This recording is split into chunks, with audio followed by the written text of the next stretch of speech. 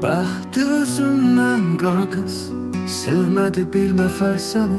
Bəlkə də gözləyir biri qəmli ölüm qədər səni.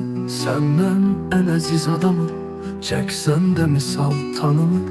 Özündən yaxının yoxdur, saçların sığal tanımır. Doğum günümdə gül verim, könlümün alan olmadı. Özünlə baş başa qaldım, yadına salan olmadı. Baxırsan bizə heyrətlə, inan bu yandırır məni. Yanındakı bəxtəvərin gülüşü utandırır məni.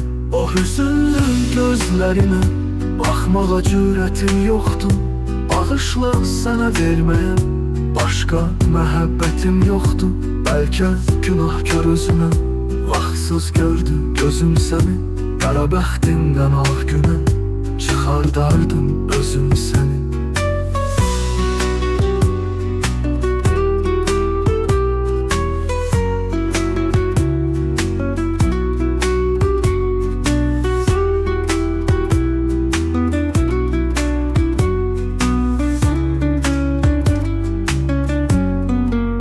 Bəlkə günahkar özümə vaxtsız gördü gözüm səni.